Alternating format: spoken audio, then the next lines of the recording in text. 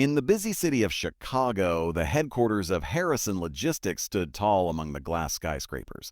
The company was worth billions, delivering packages across the United States every single day.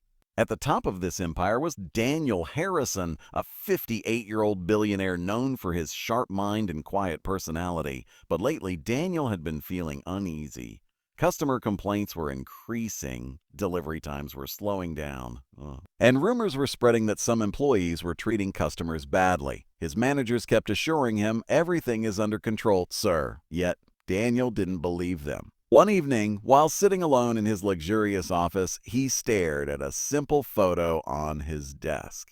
It showed him many years ago, young, wearing a delivery uniform, holding a small package. That was how he had started his career, as a delivery driver with nothing but determination. He whispered to himself, maybe the only way to know the truth is to see it with my own eyes. The next morning, Daniel made a secret plan. He shaved his beard, wore old glasses, and dressed in a simple delivery uniform. He introduced himself to the company's regional office as, Mr. David, a temporary worker hired to help during the busy season. No one recognized him. At 6:00 a.m., Daniel reported to the warehouse. The building was cold, noisy, and full of rushing workers. Some employees greeted him politely, but others ignored him completely. A supervisor named Mark walked up and tossed a heavy box toward him. "Hey, new guy," Mark said roughly. Move faster."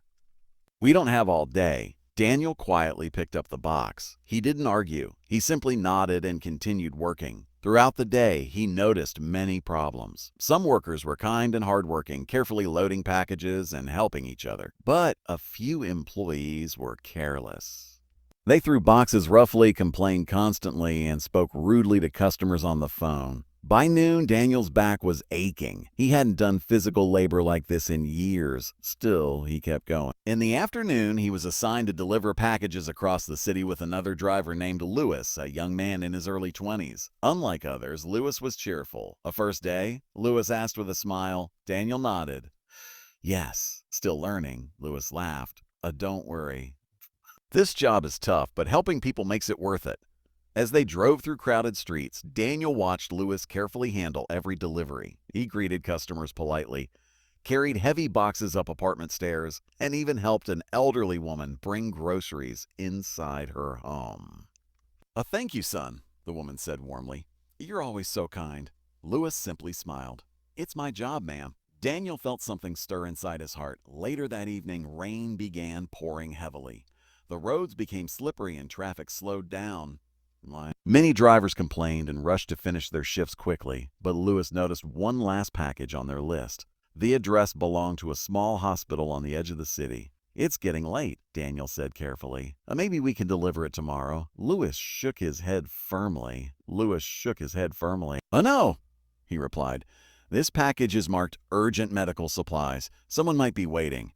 Despite the storm, they drove through the rain and reached the hospital. Inside, a nurse rushed toward them with relief. Thank goodness you're here," she exclaimed.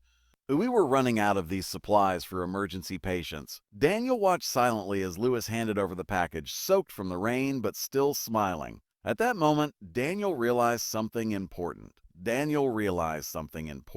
Some were the heart of the company.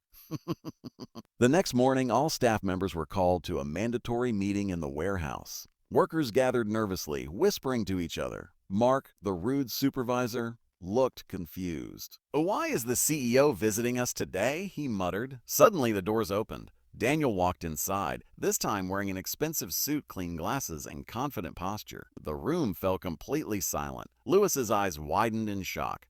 "Wait, that's Mr. Harrison," someone whispered. Daniel stepped onto the small stage and spoke calmly. "For the past week," he began, "I have been working among you as a delivery driver." Gasps filled the room. "I wanted to understand the truth about our company," he continued. "I saw dedication, kindness, and hard work from many employees. But I also witnessed disrespect, carelessness, and poor leadership." Mark's face turned pale. Daniel then turned toward Lewis. "This young man," he said, pointing gently, "he delivered medical supplies during a storm because he cared about people more than comfort." The room erupted into applause. Daniel smiled warmly. Louis, starting today, you are promoted to team supervisor. Your kindness and responsibility represent the values this company was built on. Louis stood speechless, tears forming in his eyes. Thank you, sir," he whispered. Daniel then addressed the rest of the staff. "The company is not built by money," he said firmly. "It is built by people who treat others with respect." That day, several careless supervisors were replaced, new training programs were introduced, and customer service improved dramatically. And from that moment on, employees never forgot the lesson. The true strength of a business is not the billionaire at the top, but the hardworking people on the ground.